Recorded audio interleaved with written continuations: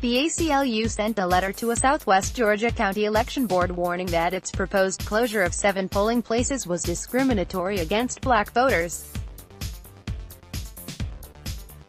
Election officials in a rural Southwest Georgia county are defending a plan to suddenly close 7 of the county's 9 polling places against allegations of racial discrimination, saying the ones it wants to close are not sufficiently accessible to people with disabilities. Randolph County, this side of the proposed changes, is more than 60% black with a little over 30% of residents in poverty, more than double the national level. The Georgia chapter of the American Civil Liberties Union sent a letter to the election board earlier this week warning of a lawsuit because the proposed closures discriminated against black voters. Those voters, the group said, were less likely to own a car and would be required to walk over 3 hours to one of the 2 remaining polling locations because there is no public transportation to get them there. The ACLU also noted the voter makeup of one of the polling places officials wanted to close was 96.7% black. During a public meeting to discuss the changes Thursday evening, Mike Malone, a consultant hired by the county, said the 7 polling places did not comply with the Americans with Disabilities Act (ADA).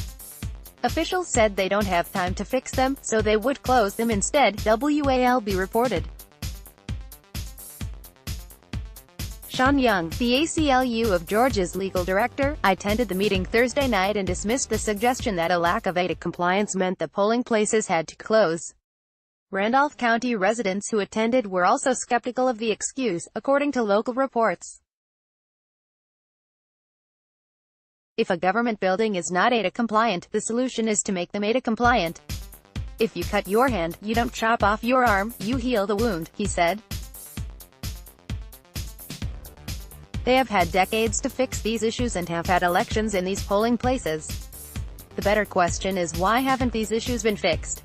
And why, instead of fixing them, are you shutting them down? If a government building is not ADA compliant, the solution is to make them ADA compliant.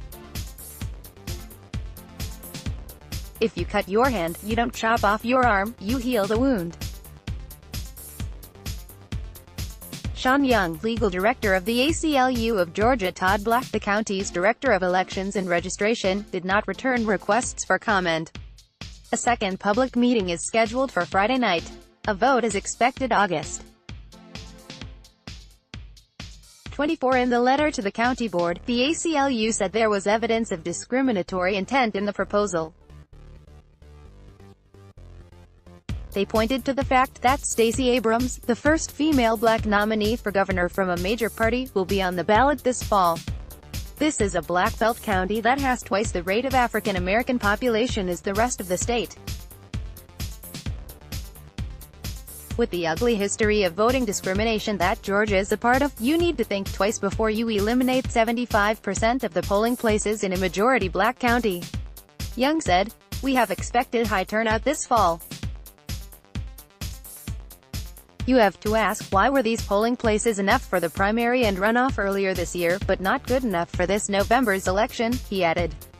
The timing is very suspicious. Abrams is facing off against Brian Kemp, the Republican Secretary of State of Georgia. In a statement, Kemp said he was opposed to closing the polling locations. "As soon as we learned about this proposal, we immediately contacted Randolph County to gather more information. Although state law gives localities broad authority in setting precinct boundaries and polling locations, we strongly urge local officials to abandon this effort and focus on preparing for a secure, accessible, and fair election for voters this November," he said. In a statement Friday, Abrams said she supports keeping the polling places open. Randolph County tends to lean Democratic. Barack Obama carried it in both 2008 and 2012, and Hillary Clinton defeated Donald Trump there by just over 11 percentage points in 2016.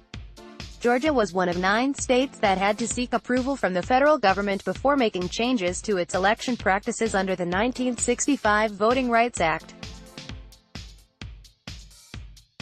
In 2013, the U.S. Supreme Court nullified that requirement, ruling the formula used to determine which states had to get approval was unconstitutional. Chief Justice John Roberts, who authored the majority opinion, pointed to progress in getting rid of racial discrimination to justify why the formula should be struck down. In a dissent, Justice Ruth Bader Ginsburg famously wrote that Roberts' reasoning was akin to throwing away your umbrella in a rainstorm because you are not getting wet. Rick Hasen, a law professor at the University of California, Irvine, said the proposed changes in Randolph County showed the significance of the Supreme Court's decision to get rid of the pre-clearance formula. Had the Supreme Court not killed the Voting Rights Act, then the county would not have been able to make these changes without demonstrating to the Justice Department or a three-judge court that the changes would not make minority voters worse off, he wrote in an email. The Chief Justice assured us that things have changed in the South, but apparently they haven't changed enough. Download. Do you have information you want to share with HuffPost? Here's how.